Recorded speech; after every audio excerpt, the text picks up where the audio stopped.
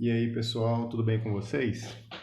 Então, gente, hoje a nossa aula sobre a cultura do café, nós vamos, seguindo uma proposta dessa semana, trazer coisas diferentes para todos nós.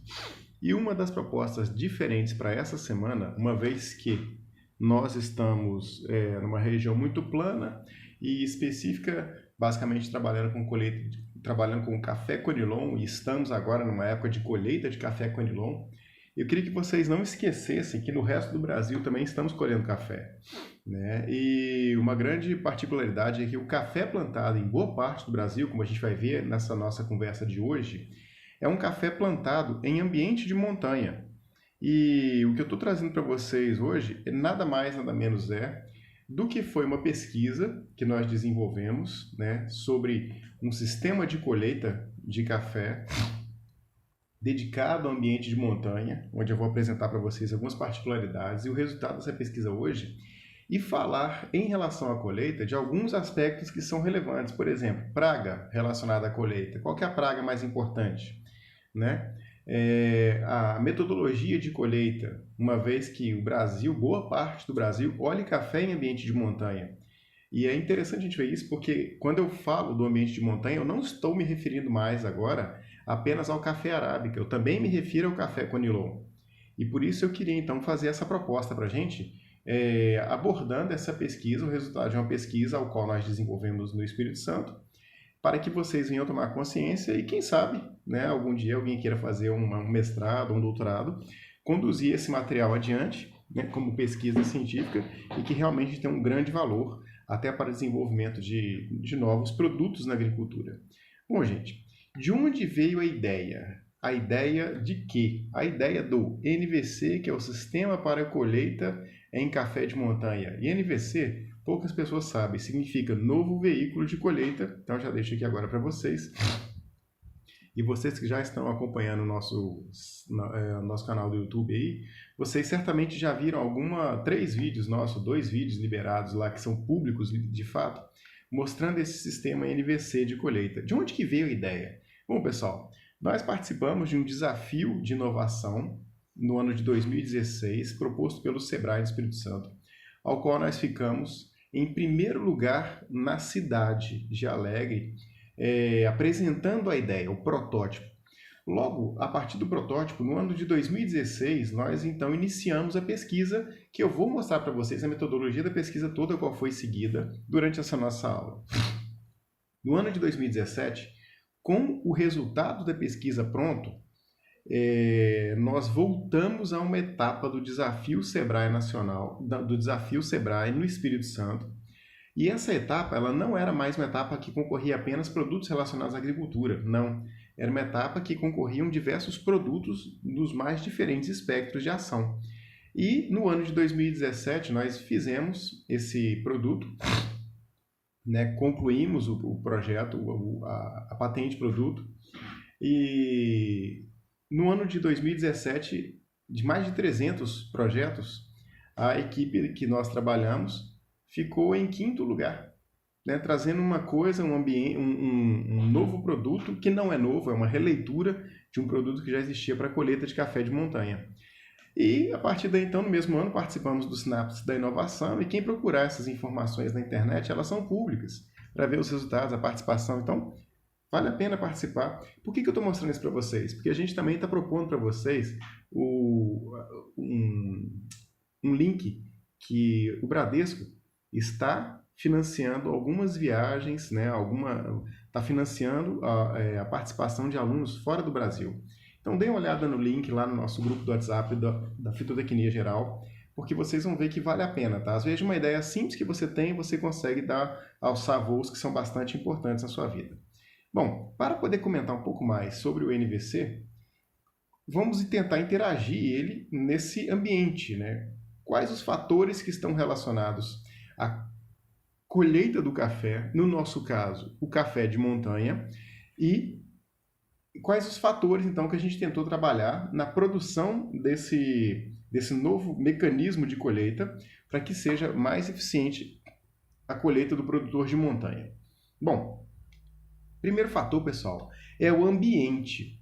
E uma pesquisa feita, isso foi no ano de 2016, foi quando eu fiz essa pesquisa. No ano de 2016, foi feita uma pesquisa junto com o pessoal do Instituto Federal do Espírito Santo lá, onde 97% dos lares brasileiros tomam café diariamente, todos os dias, tá? É muita coisa. Isso trouxe pra gente, agora já uma pesquisa atualizada, entrei no site da Conab hoje, né? E eu vi aqui o primeiro levantamento de janeiro de 2020, a primeira previsão, né, registrada nesse número do ISSN, falando o seguinte pra gente: a safra de 2020 de café prevê que em todas as regiões produtoras de café, sobretudo o café arábica, com a influência da bianualidade positiva, estimando assim uma produção maior que a do ano passado, devendo alcançar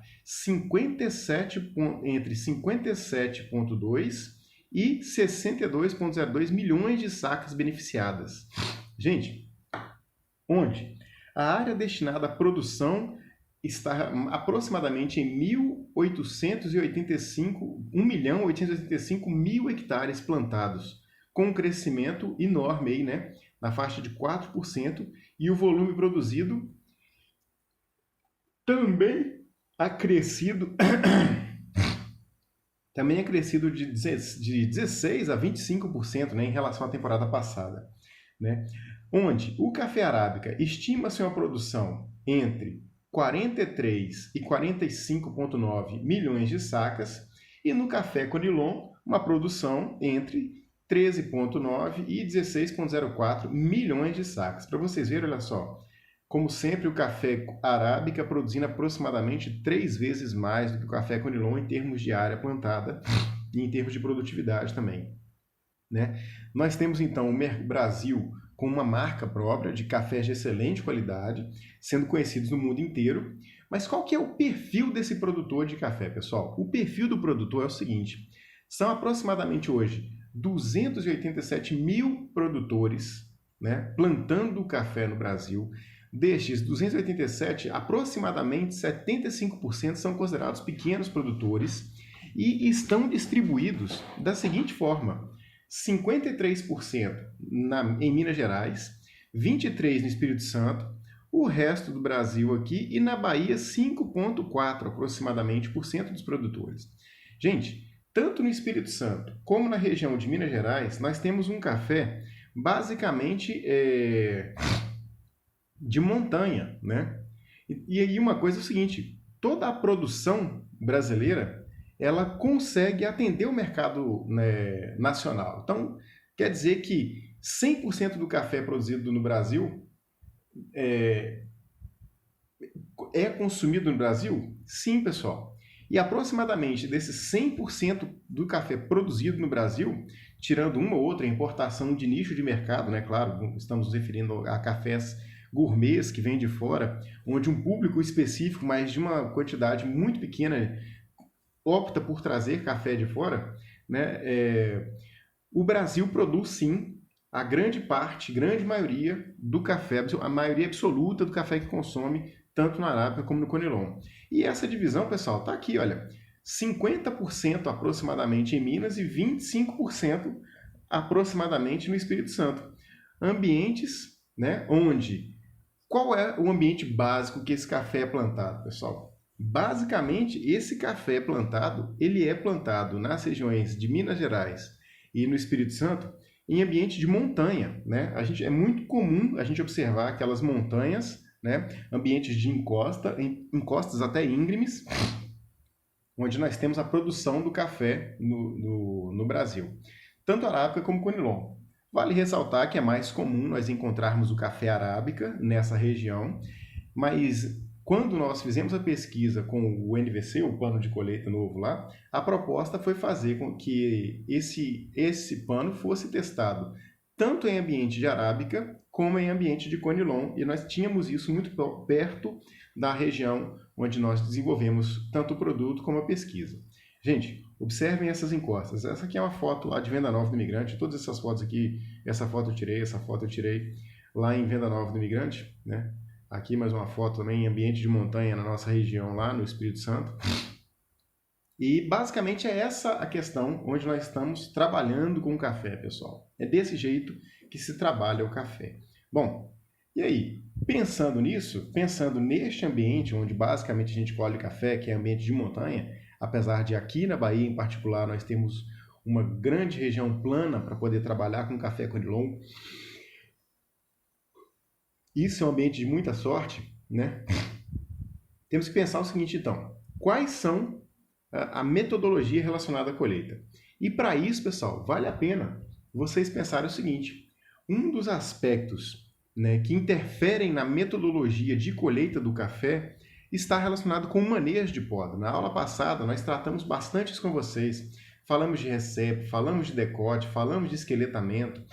E, basicamente, quando a gente fala tanto da recepa, como do decote, como do esqueletamento, o que a gente está tentando fazer no decote é manter uma altura de planta razoável para que você possa alcançar os grãos na parte mais alta da planta. Quando a gente fala de esqueletamento, nós estamos tentando fazer uma redução dos ramos plagiotrópicos que já perderam a sua região produtiva, buscando assim renovar esse café. E quando a gente faz a recepa, estamos tentando trabalhar lá uma lavoura que já está se perdendo no tempo, né? Está ficando envelhecida, e estamos buscando, com a recepa, fazer um rejuvenescimento da lavoura, tá bom? E também vale ressaltar, como eu deixei para vocês já um alerta na nossa aula de manejo de poda, é que em ambiente de montanha, meus amigos, um manejo que está sendo muito bem feito, muito bem efetuado, tanto em arábica como conilon, e que está dando um fôlego novo para a cafeicultura de montanha, é a poda programada, tá joia? Onde é feita a retirada dos ramos plagiotrópicos que já produziram mais que 70% e uma condução da planta principal, seja ela arábica como conilon, com mais de uma haste, aproximadamente 2 a 3 hastes, buscando manter uma população de hastes adequada para a colheita. E nesse aspecto, meus queridos, o fato de você limpar os ramos baixeiros da planta de café, você consegue ter um maior acesso a essa planta para a colheita. E isso é bastante importante para que você possa melhorar, atuar cada vez de uma forma mais eficiente no manejo dessas plantas, para que você possa finalmente então fazer a coleta com melhor aproveitamento dos frutos, né? E também nós temos, claro, dentro do ambiente, nós temos nichos de café que aceitam pagar por isso.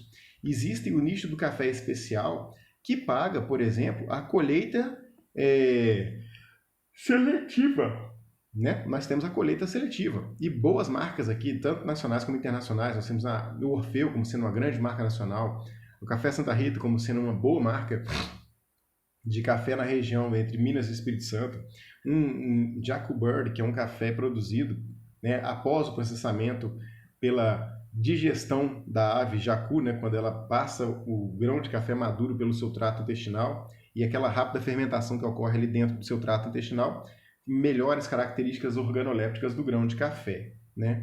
Bom, para isso também vale ressaltar que eu estarei também disponibilizando para vocês esse material aqui, ó, que é o manual de colheita e preparo para o café, no nosso caso aqui o café arábica, onde nós iremos apresentar aqui também alguns passos importantes para a colheita que devem ser levados em consideração na metodologia de colheita e principalmente quando nós pensamos em uma região mais montanhosa. Claro que muitos dos passos de uma região montanhosa como região plana se sobrepõem, né? Afinal de contas, é a mesma planta. O trabalho que está sendo feito é um trabalho relacionado à colheita e beneficiamento desse café, mas é muito importante a gente ter isso em mente. Bom, fatores que afetam a qualidade do café na hora da colheita. Pessoal, um dos principais fatores que afetam a qualidade do café na hora da colheita é a maturação, tá certo? Né? E para isso, nós temos que levar em consideração aquilo que nós já sabemos de aulas passadas, que o café tem um ciclo vegetativo e reprodutivo no mesmo ano, que sofre interferência pelos períodos de estiagem. E isso interfere bastante na qualidade final do fruto e, por isso, nós temos que ter isso em mente. Então, trouxe aqui vocês podem agora parar, dar aquela olhadinha de novo e entender. Não vamos revisar tudo isso junto, uma vez que já apresentamos em aulas passadas para vocês. Olha a aula lá de café arábica, né, onde a gente falou bastante sobre isso. Café Conilon também a gente falou bastante sobre essa fenologia, o esquema da fenologia do café. Mas vamos pensar aqui o seguinte: onde que está o nosso período de colheita, meus amigos? Olha só. Período de colheita, maturação dos frutos. Abril, maio, junho, julho, agosto, período de colheita bastante importante na cultura do café. E para que a gente possa fazer a colheita da cultura do café, a gente tem que entender que além da colheita, nós temos também o período, o processo da bienalidade. Se vocês prestaram atenção no início da nossa aula, nós comentamos que a Conab relatou o período de bienalidade positiva. O que é o período de bienalidade positiva? É aquele período onde a planta apresenta ciclos de produção, né, e aquele lote, aquele terreno, ele está no pico de alta. Se ele está no pico de alta, quando nós devemos fazer podas? Principalmente aquelas podas mais drásticas, como, por exemplo, uma poda de recepa, uma poda de esqueletamento, uma poda de decote um pouco mais baixa. Gente, é justamente na região de vale, ou seja, no gráfico de produção, a poda, para que a gente não venha a perder em colheita, ela deve ser feita em ambientes de vale de produção, tá bom? E isso vai fazer com que você tenha, então, a renovação do seu cafezal sendo feita, e essa renovação sendo feita no momento mais adequado, no momento onde você já espera para o ano seguinte uma baixa produtividade. E se esse ano nós temos uma boa colheita, faz a poda para você colher nesse momento, né? E logo, como a colheita já vem em menor quantidade, você vai ter então uma produtividade menos prejudicada em função da colheita. Bom, outro fator importante que a gente comentou está relacionado com a maturação do fruto. Então, colha frutos em estado de maturação mais adequado, seja ele vermelho ou amarelo, né? Para que você tenha os tipos de semente mais adequados. Não vamos falar muito disso porque a gente já trabalhou bastante esse detalhe nas aulas passadas com vocês, mas principalmente para que você tenha um crescimento e uma granação de fruto no momento mais adequado, tá bom? Então a gente aqui, ó, morfologia de fruto maduro do cafezal. Nós temos na fase inicial a presença do chumbinho, o fruto se desenvolvendo, e vale a pena pensar o seguinte: a colheita deve ser feita apenas no momento em que o café está amadurecido, né? Após a granação. E como é que a gente define isso? Após a granação, após o fruto cheio, né? A cor verde intensa do fruto passa para vermelho cana, evoluindo para o vermelho ou para o amarelo conforme a cultivar. Havendo, então, um aumento na síntese de açúcares, com alterações nos ácidos e componentes fenólicos responsáveis pela distringência do fruto verde. Vai tirar aquele gosto do verde do café. Os constituintes químicos, então, neste momento, atingem teores que conferem características peculiares ao grão maduro, destacando-se a presença de mucilagem, que é um hidrogel solúvel, né, e coloidal, parte integrante do fruto, composto aproximadamente de 85% de água e 15% de sólidos. Nesse momento de fruto maduro, é o melhor momento para que a gente venha a ter produtos de grande qualidade, né? E a produção de cafés de qualidade, ela deve ser vigiada de forma a nós evitarmos os frutos PVA, que são os frutos, os grãos, né, pretos, verdes e ardidos, tá bom? Né? E porque os frutos pretos, os frutos verdes e os frutos ardidos são os piores defeitos que afetam os aspectos, a cor, o tipo e a bebida. A minimização da ocorrência de grãos pretos, verdes e ardidos deve ser uma das principais metas quando o objetivo é a produção de café de boas qualidades, sendo que as medidas a serem adotadas diminuirão também a ocorrência de outros defeitos, uma vez que quando você evita a colheita de café verde, preto, ardido, você também evita outros defeitos. O grão preto, por exemplo, muitas vezes, ele é oriundo da fermentação no campo, né? Assim como o grão ardido também ele é oriundo da fermentação do campo. E se você consegue evitar esses grãos no campo, você também evita outros problemas relacionados à colheita. Dentre eles, a gente vai ver mais para frente a broca como sendo a praga responsável pela colheita do café, né? Responsável pelo prejuízo na colheita do café. E como que a gente faz, então, para poder evitar esse tipo de colheita de grãos, esse tipo de defeitos no campo? Gente, nas operações tanto de plano como de montanha, uma operação que é bastante importante na colheita do café é a operação de arruação ou limpeza diária. O que vem a ser essa operação de arruação ou limpeza diária? Pessoal, basicamente é a retirada dos grãos que estão caídos das folhas, gravetos que estão embaixo da planta de café. Antigamente, essa arruação era feita de forma manual. Hoje, existem máquinas que passam no campo fazendo essa retirada desse grão. Vocês não vão desperdiçar, vender, descartar este grão que é colhido no pé do café. Ele simplesmente é um grão de uma qualidade inferior. Logo, o que você deve fazer é vender ele em lote separado, tá joia? Para que você possa, então, quando o café estiver arruado, né, quando você fazer a retirada das folhas da parte de baixo da saia do café, quando esse café estiver arruado, você vai poder, então, fazer a colheita e assim, na medida que você liberou a colheita, você pode retornar as folhas para baixo das plantas do café. Outros cuidados que são bastante importantes é o seguinte, pessoal. São os cuidados com as instalações de colheita. E em ambiente de montanha, uma instalação que é extremamente comum, apesar de nós não observarmos com frequência aqui na Bahia, são os terreiros de café, né? Porque aqui, basicamente, nós secamos o café nos secadores de fogo indireto. Em ambiente de montanha, o café ele é seco, basicamente, em condição de terreiro de cimento, tá bom? E isso deve ser levado em consideração. Bom, outra questão importante é a determinação do ponto de colheita do café.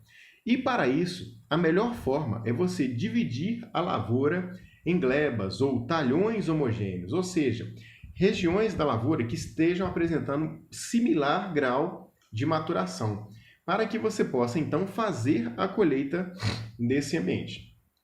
Como que nós medimos, pessoal, o estágio de maturação do café?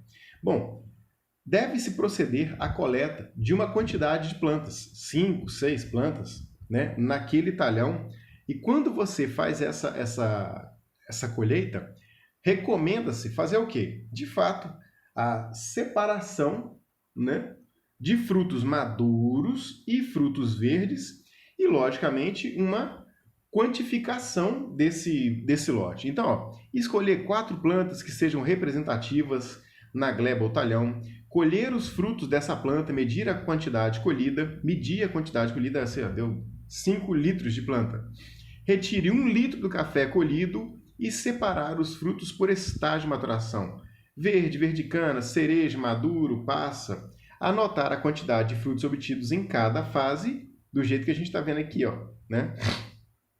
Pegou-se 1 litro lá, né? Frutos verdes tinha 98, verdicana tinha 104, cereja 383, passas 39 e secos tinham 26. Desse total, nós temos quantos frutos maduros e quantos frutos não maduros. Aqui a gente tem, de cereja para seco, nós temos aproximadamente 69%. E frutos verdicano nós temos 31%.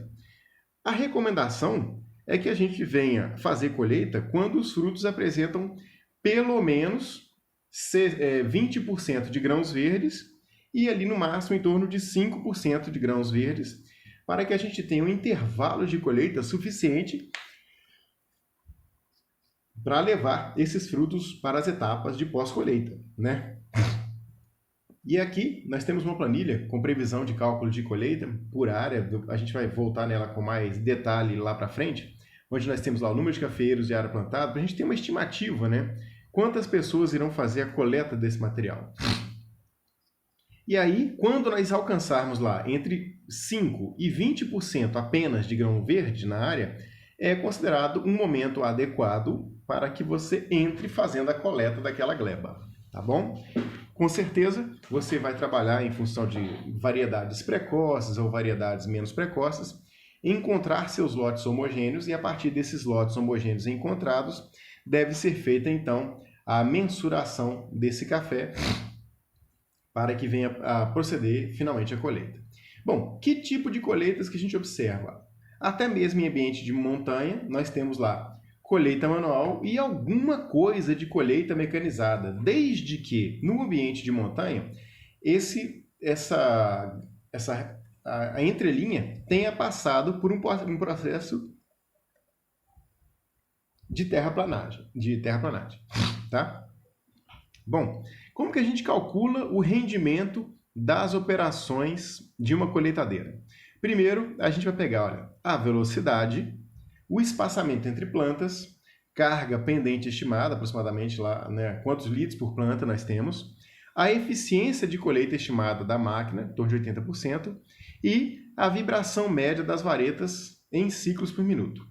E aí, para a gente ter uma ideia dessa colheita, desse rendimento, com números aqui aproximados, fictícios, né, ó, nós temos aproximadamente 1.250 pés colhidos em 1 hora, né? E se nós colhemos 5 litros por planta, nós temos aproximadamente 6.250 litros por planta, onde a máquina vai conseguir coletar para a gente aproximadamente 5.000 litros por hora, né, em termos de eficiência da colheita da planta. Gente, quanto mais eficiente, melhor, porque evita as operações de repasse, tá bom? Para quem nunca viu uma colheita mecanizada aí, nós temos a colheita, até mesmo a colheita mecanizada podendo ser feita de forma seletiva. De que modo que a gente observa isso? Pela retirada de varetas na parte inferior da planta. Qual que é o motivo da gente fazer a retirada de algum conjunto de varetas, pessoal? O motivo é que quanto menos varetas na máquina, menos agressiva essa operação ela se mostra para a planta. E, logicamente, menos folhas serão retiradas da planta nessa operação de colheita. Em ambientes onde nós já temos a poda programada estabelecida, aquela poda que você retira os ramos mais baixeiros, que já produziram mais de 70% do material, pode ser feita na máquina também a retirada total das varetas inferiores, deixando apenas varetas na região da planta que realmente apresentam frutos. E isso deixa a colheita mais eficiente. Além desse material, dessa terçadeira, dessa coleta mecanizada, nós temos também os derriçadores motorizados manuais, ou a coleta semi-mecanizada, como é dita, né? E esse derriçador, gente, é basicamente aquela máquina que o pessoal usa para poder roçar a planta, e você troca apenas a extremidade, né? Você vai colocar derriçadores, o pessoal chama lá nas regiões montanhosas, eles chamam de dedinhos, porque esses dedinhos nada mais fazem do que pegar a planta e vibrar ela intensamente, derrubando o café no chão. E é aqui que entra o pano de colheita, né? Aquilo que nós estávamos falando lá no início, que foi a inspiração do NVC. Né? Então, nós temos aqui colheita mecanizada, uma colheita semi-mecanizada, e após essa colheita deve ser feita uma pré-limpeza, né? O café colhido manualmente ou por meio de derriçadeiras passa indo no campo para uma pré-limpeza, né? Selecionando pau, pedra, folhas, para que a gente possa levar para o campo, para o galpão, um fruto mais bem limpo, mais preparado, né? Após a limpeza, o café colhido deve ser acondicionado na sombra, ser acondicionado em sacos de ráfia ou big bags e transportados para o local de preparo no máximo em 4 horas.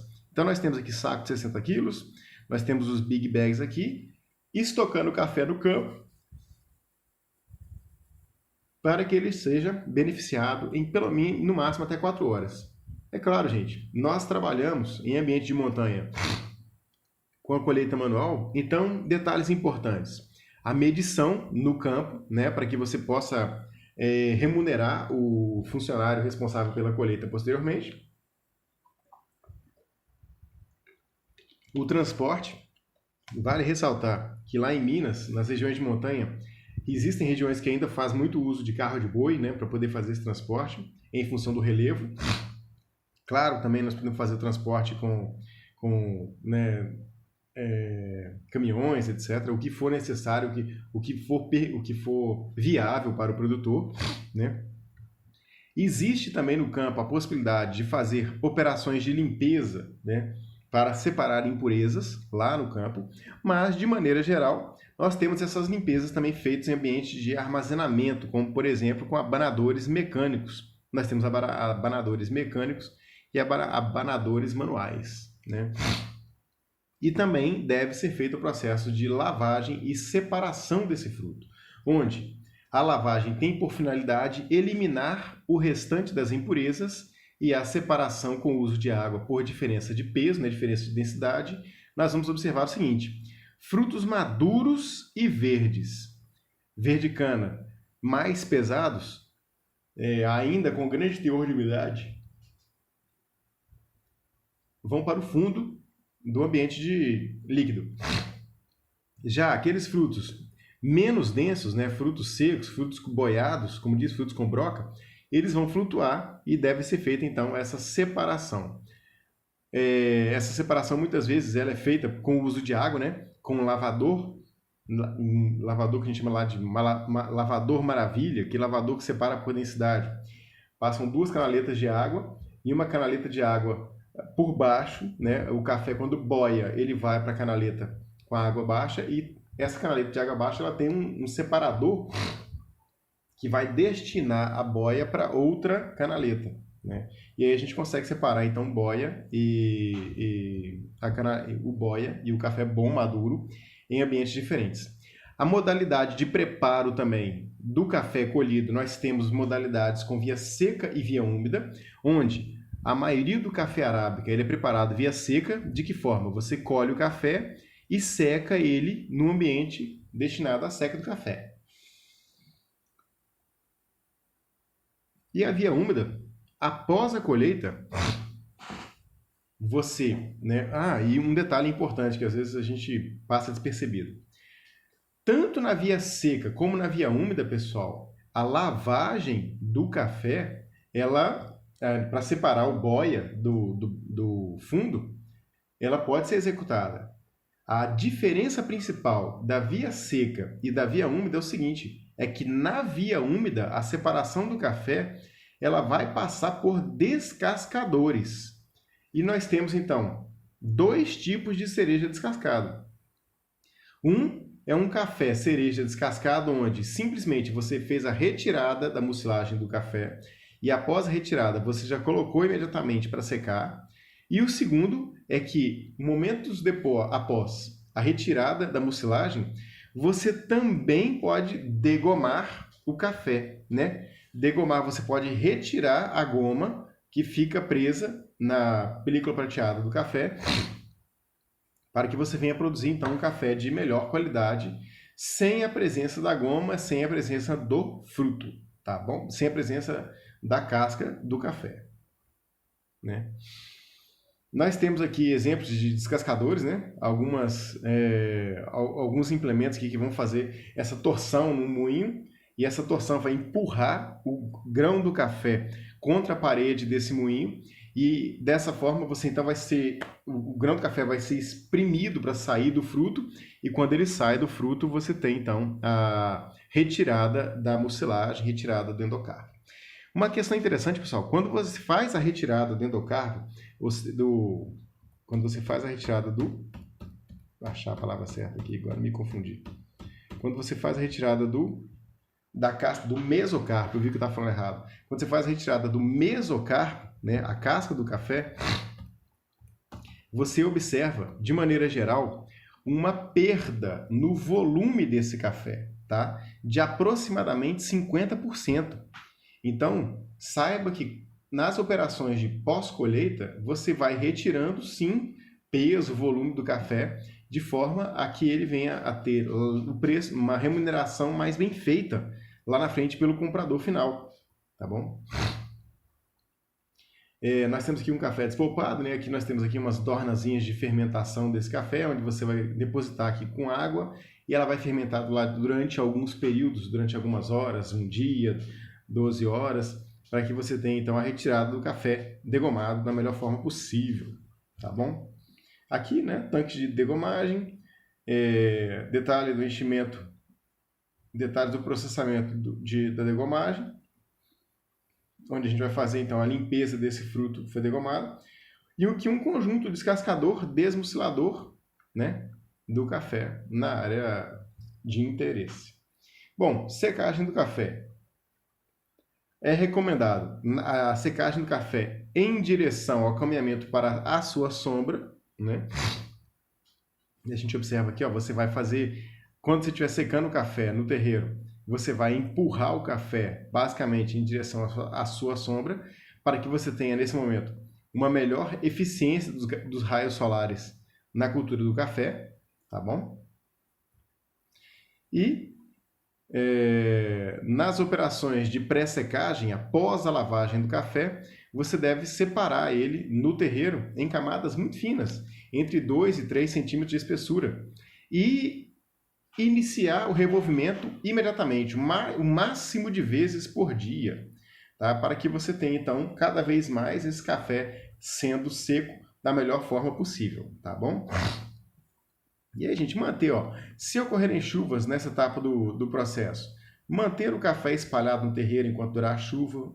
Uma vez cessada a chuva, o tempo pode firmar, fazer pequenas leiras com o café no sentido da declividade do terreiro e aguardar até enxugar suavemente o terreiro e expor novamente o café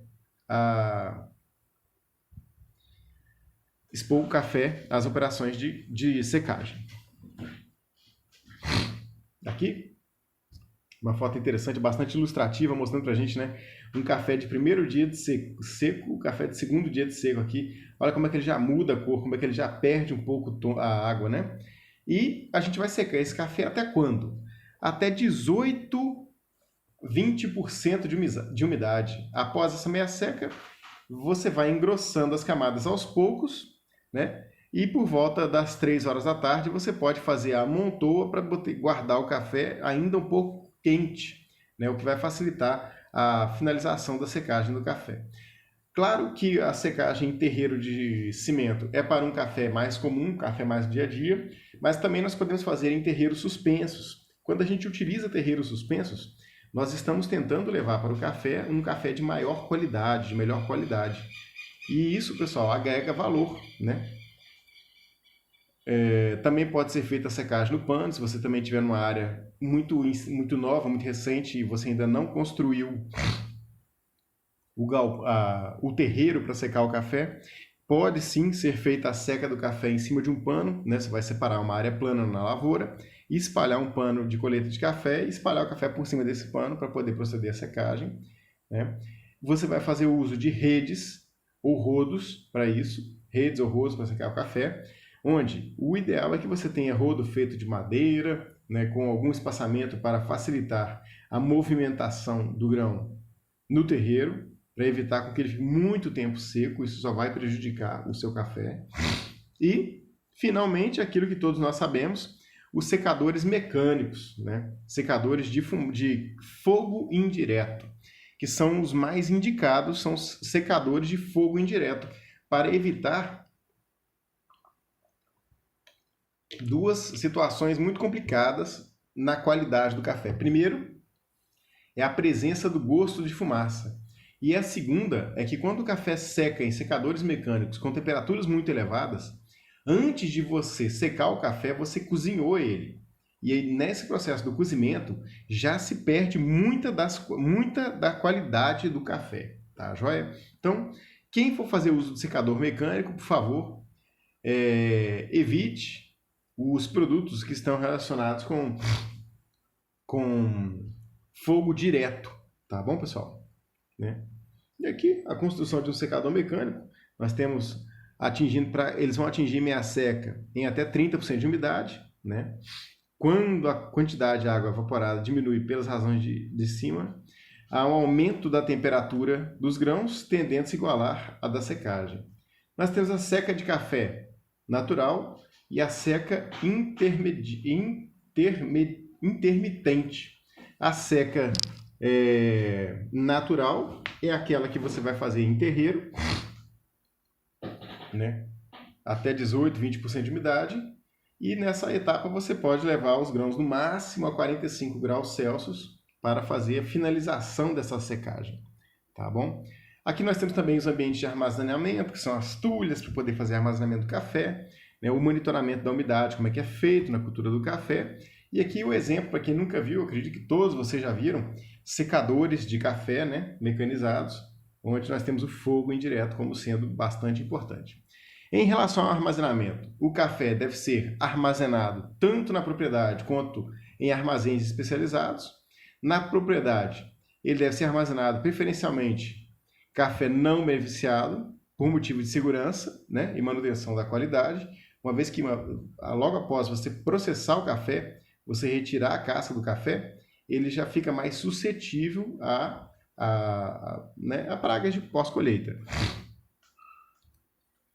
Sabendo disso, o que mais que interfere ao produtor do café para que você tenha qualidade na colheita? Uma das grandes interferências são pragas relacionadas à colheita. E quando a gente fala de praga na colheita do café, a gente se refere à broca. Basicamente, a gente está falando de broca. Tanto broca do fruto como broca da haste, mas no nosso caso mesmo agora é a broca do fruto. A broca do fruto, o Hipoteremus rampei, que veio originário da África, né? Onde foi referida a praga em 1901, no Congo, e a broca do café ela atingiu o estado de São Paulo em 1913, em sementes que foram trazidas da África. Somente a partir de 1924 foram sentidos prejuízos causados por essa fabriquinha, né? No se tratando da sua gravidade. Tá? De São Paulo, a broca começou a espalhar-se por todas as regiões cafeeiras do país, né? E os diferentes estágios são o ovo, a lagarta, a pupa e o adulto, onde na fase de ovo, os ovos sendo pequenos, brancos e com brilho leitoso, a fêmea põe em média 2 ovos por dia. Levando-se em conta que a fêmea dura 256 dias, faz as contas aí. 2 vezes 256 dá 3.013 dias. 3.013? Né?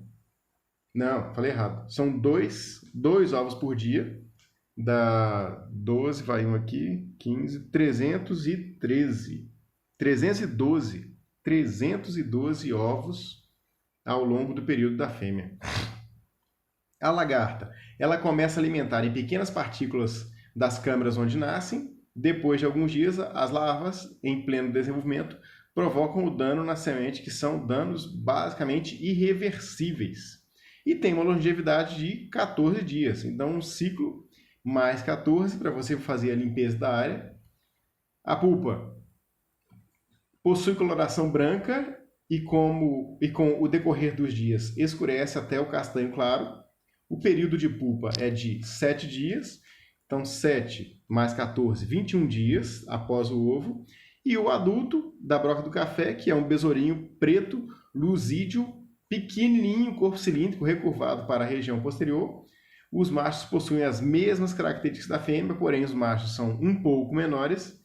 A razão sexual dessa praga, a razão sexual é de um macho para cada 10 fêmeas da praga. E aqui os diferentes estágios, né? Ovo, larva, pulpa e adulto. E qual é a principal dica para evitar o aumento na densidade dessa praga? A principal dica, pessoal, é nunca deixe frutos no campo após colheita, tá bom? Nunca deixe frutos. Por quê? Porque o inseto, ele nunca deixa o fruto onde ele originou, porque ele não voa. Então, meus queridos, quando a gente faz, né, a movimentação de uma muda de café ou de semente de café de baixa procedência, de baixa qualidade, sem averiguar a presença de pragas, se nós estivermos trazendo para a nossa área hipotenemos rampei, né, a broquinha do café, pode ter certeza que uma coisa que vai ser difícil é fazer a retirada dessa broca. Hoje, basicamente, a retirada as regiões que são livres de broca do café são aquelas regiões onde nós não temos café de baixa qualidade.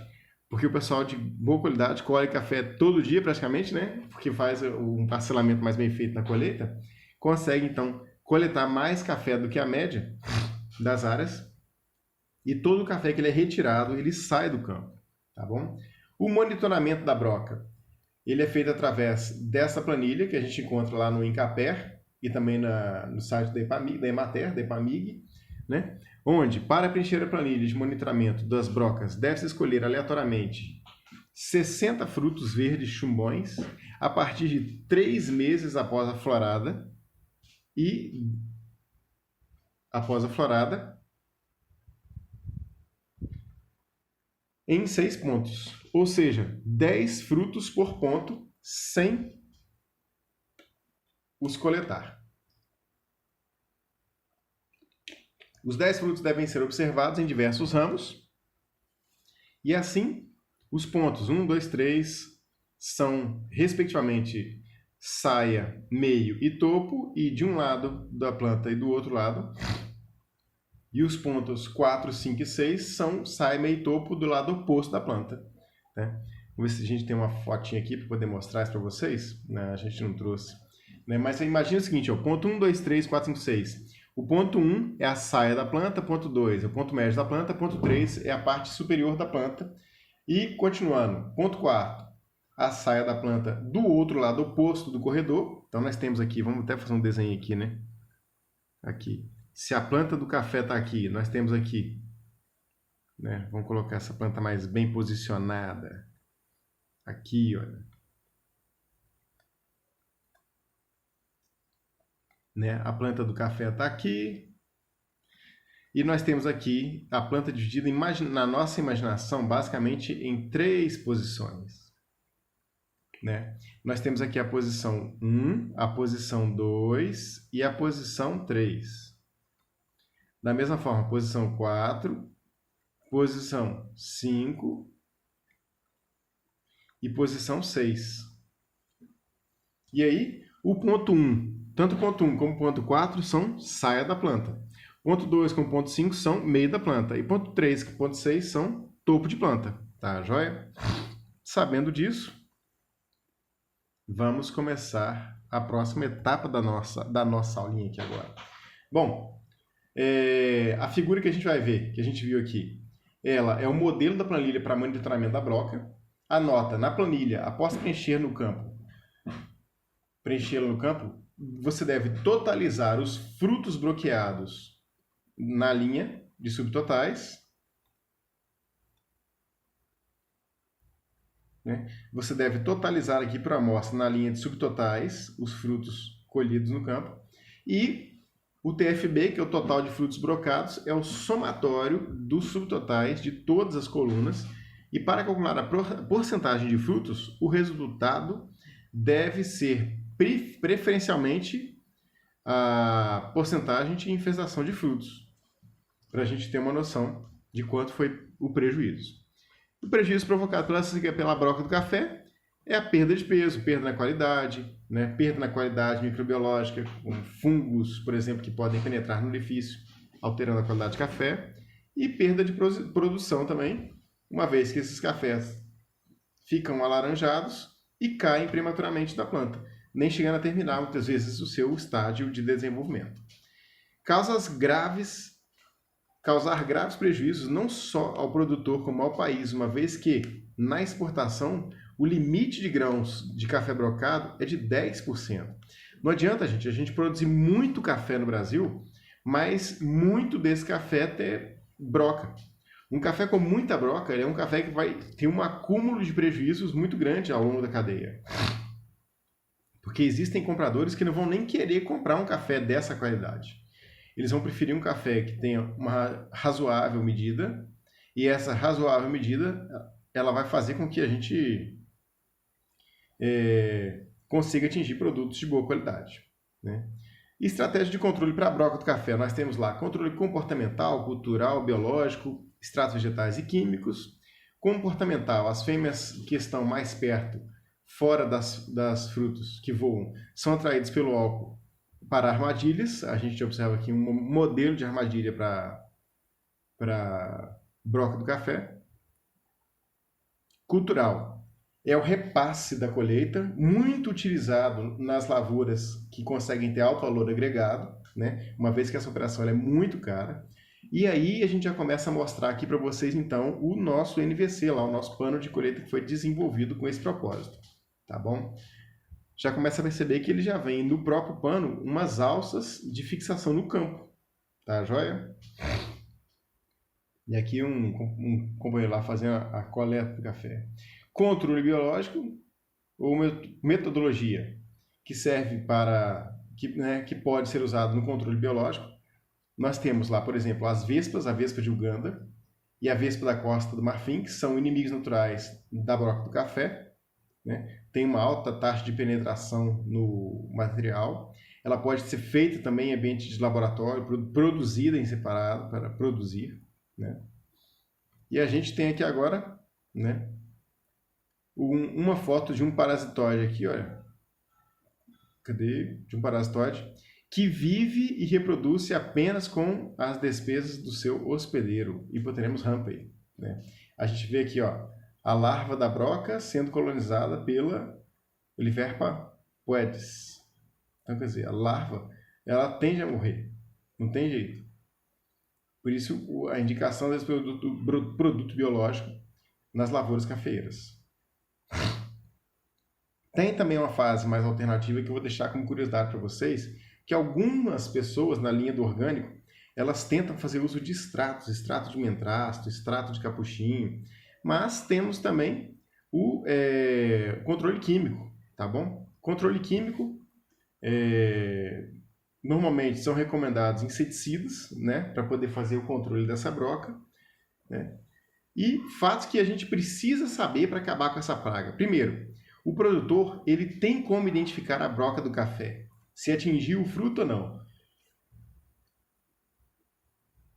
Quando esses frutos apresentam apresentam de fato um pequeno orifício, uma pequena perfuração na região da coroa, há sinal da presença da broca do café. E uma outra coisa que o produtor pode e deve fazer é evitar a todo custo a coleta no chão. A coleta, quando você vai fazer a derriça, você deve fazer a coleta em cima de um pano. Primeiro que quando você coleta café no chão, a perda de qualidade ela é imensa, assustadoramente grande. A perda é muito grande de qualidade do café, né? E quando você colhe, muitas vezes, partes, alguns grãos, eles ficam enterrados, e esse grão enterrado ele vai servir de moradia para a broca do café no momento oportuno para ela. Tá joia, pessoal? Continuando então aqui, ó. Quando a praga ataca? A praga ela é mais crítica durante períodos de inverno chuvosos, período que varia entre os meses de maio e agosto. Então, cuidado. E quanto que a gente deve controlar a broca? A praga deve ser controlada sempre que o monitoramento acusar a época de monitoramento. Bom, sobre a participação no lucro, dos custos de produção, né? Vocês podem ver por essa planilha aqui, olha, né? Cada um leia depois com calma a planilha aí para vocês terem ideia de qual que é a previsão, quantos homens você precisa para poder colher uma lavoura de montanha, né? Vale a pena a gente ter essa previsibilidade para os ambientes de montanha, também, claro, para os ambientes de plano, né? Para a gente ter uma ideia. E basicamente aqui você consegue ter uma percepção, né? De como que essa colheita pode ser planejada. Mas vamos ao que interessa. Vamos aos equipamentos destinados à colheita e por que a gente chegou, depois de toda essa introdução, por que a gente chegou na proposta de fazer um novo, né, uma adaptação, uma melhora, uma evolução no atual pano de colheita de café. Bom, primeiro, em ambiente de montanha, pessoal, basicamente nós trabalhamos ou com a peneira ou com o pano comum. E o pano comum em ambiente de montanha também sem nenhuma amarra, tá bom? Peneira, qual que é a vantagem da peneira? Ele é um produto muito aceito, ele é o mais aceito em ambiente de montanha, né? Primeiro, ele é de fácil uso, tem boa aceitação pelo produtor, muito usado para colheita de cafés especiais, a peneira. Desvantagem, é pouco ergonômico e promove desperdício no campo, jogando grão de café no chão, reduzindo o rendimento do trabalhador durante a colheita. O pano ou o tecido de colheita, né? Ele é um produto muito aceito por quem faz colheita semi-mecanizada. Como vantagem, é de fácil uso, bem aceito pelo produtor, apresenta maior rendimento em relação à peneira, mas tem as suas desvantagens também. Como desvantagem, a dificuldade para a limpeza das folhas, né, oriundas da derriça, não permanece estável no campo, não aceita grande declividade devido ao escorrimento do grão pelo pano, promovendo a perda maior do que a perda na peneira em ambientes mais declivosos. O que a gente propôs, né, como uma opção é o que a gente chamou lá de NVC, o sistema NVC de colheita, onde trabalha-se normalmente com conjunto de pares de pano, onde a parte da bainha ela sempre deve ser posicionada na região baixeira da colheita, do ambiente, e você tem a possibilidade de fazer ou não a fixação da bainha desse pano, né? E se você fizer a fixação, você vai ter uma região de anteparo. Se você não fizer a fixação, você vai ter uma região de escorrimento do pano, do café de um pano sobre o outro, reduzindo em até 98% o desperdício no campo. E como que foi feito o experimento, o teste? Porque não bastava só ter uma ideia e não fazer o teste. O NVC ele foi testado da seguinte forma. Primeiro, ele foi avaliado o NVC com colheita manual, o NVC com colheita semi-mecanizada, o pano comum em colheita manual, o pano comum em colheita semi-mecanizada e a peneira, logicamente, somente em colheita manual. E lá na nossa região do Espírito Santo e Minas, nós fizemos 4 declividades padrão. Uma que a gente considerou plana, de 0 a 15%. Outra de 16 a 25%, de 26 a 35% e acima de 35%. Pessoal, existe região acima de 35% sendo plantada com café, e não é pouca. Qual que foi a nossa parcela avaliada?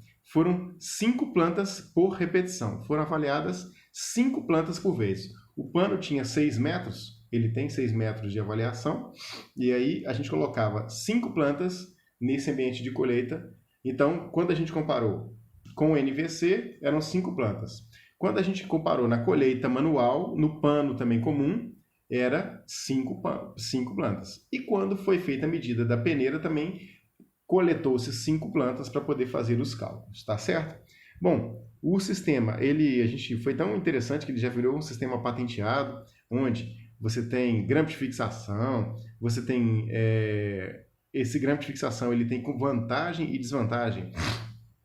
O fato do produtor sozinho conseguir fazer as coletas, a montagem, não precisar de companheiro para poder ajudar.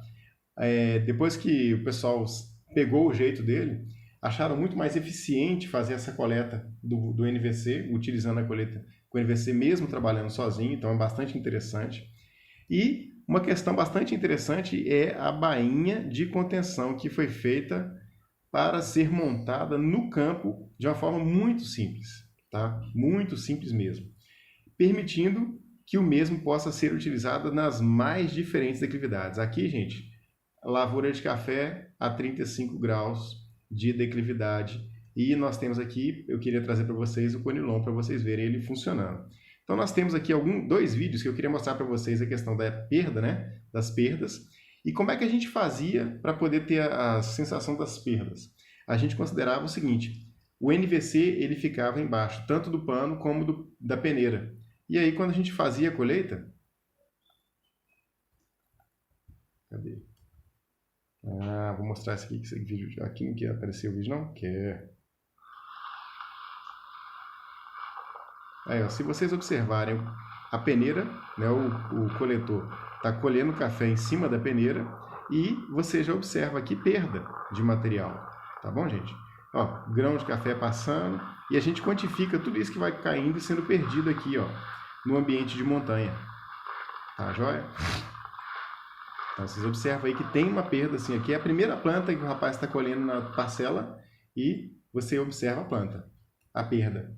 A gente também consegue observar a velocidade, né, que o sistema ele ganha no campo, né?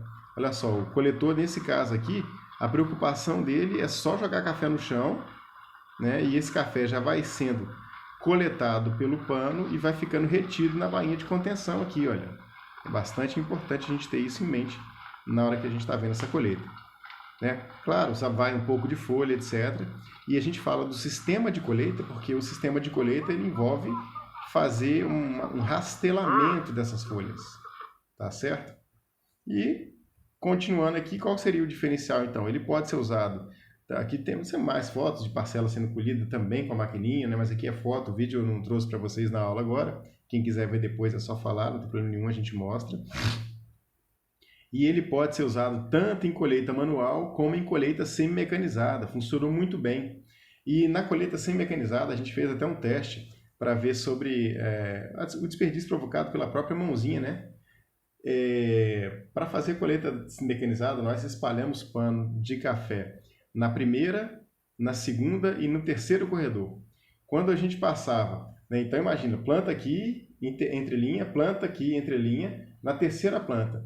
Quando se fazia a derriça nessa primeira planta aqui, na primeira planta, quando fazia a derriça com a máquina, com essa máquina derriçadeira aqui, a gente chegava a observar a máquina projetando o grão de café na terceira coluna, né? Ela trabalhando aqui, a gente colhia grão aqui, no pano de café que estava nessa região. Então, a eficiência de colheita ela é impressionante como que auxilia no processo. E o sistema de colheita ele passa por esses rastelinhos, né? Fazer uso de rastelo mesmo. Porque muitas vezes, quando o produtor, em ambiente de montanha, vai fazer a limpeza, ele pega com a mão as folhas, essas folhas ele vai juntando as folhas com a mão, e junto com as folhas vem alguma coisa de grão também. E promovendo, então, a perda muito grande para esse produtor. E aí, o que foi quantificado, pessoal? Foi quantificado tempo de colheita. E aí, no Conilon, como não tem a coletadeira semi-mecanizada, nós avaliamos NVC manual, pano manual e peneira. O NVC ele foi mais eficiente em termos de tempo de colheita, porque montar ele é muito prático. Ele foi quase tão eficiente quanto a peneira e nas declividades baixas. Ele foi quase tão eficiente quanto o pano comum, né? A gente vê o pano manual, o pano comum aqui, de vermelhinho. Porque no plano, esse pano não desmonta tanto.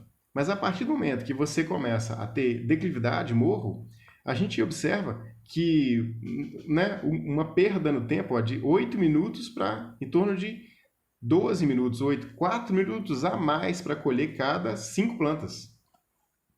Então, a eficiência foi muito grande. Nos sistemas do Arábica semi-mecanizados, a gente observa que as diferentes declividades foram muito boas, né, em termos de tempo. Claro que não se compara com a peneira, porque a colheita na peneira ela foi um pouco mais lenta, né? Continuando, né, a redução do tempo na colheita comparado com peneira e na colheita manual de semi-NVC, a gente comprovou até 3 minutos de diferença, em média, para cada 5 plantas, né? Então, bota numa lavoura aí com 20 mil plantas, 3 minutos, quantos minutos viram isso em termos de eficiência de colheita, né? Com relação ao tempo total, a gente considerando, né, o NVC como sendo o máximo de tempo padrão 100%, NVC colheita manual 100%, no pano e na peneira para o Conilon, você teve uma perda de até 50% aí, né? E no Arábica, na peneira, você teve uma perda de até 66% em relação ao NVC para as mesmas 5 plantas, né? Outras avaliações que foram feitas também, né? A gente avaliou lá, ó, tempo de montagem, tempo de colheita de pano, tempo para ensacar o produto, tempo para desmontar o equipamento, tempo de café ensacado diretamente no equipamento. Enfim, fizemos algumas boas avaliações, e mais uma que eu acho interessante demais a gente ter é o peso total de café ensacado. O peso de café ensacado, pessoal, ele foi bastante favorável quando a gente trabalha com o NVC. Por quê? Porque você consegue coletar mais café. E aqui, né, no NVC, NVC manual e NVC mecanizado, a gente vê também o Arábica, o peso total de café colhido sendo muito parecido, mas o diferencial está relacionado à fundagem, né? Aquele café que ficou no chão. A peneira, em relação aos outros métodos de colheita, ela chegou a fazer medo, assustar, porque para cada 5 plantas observava-se uma perda de aproximadamente 600 gramas. Aí eu trouxe para você essa informação do Conilon.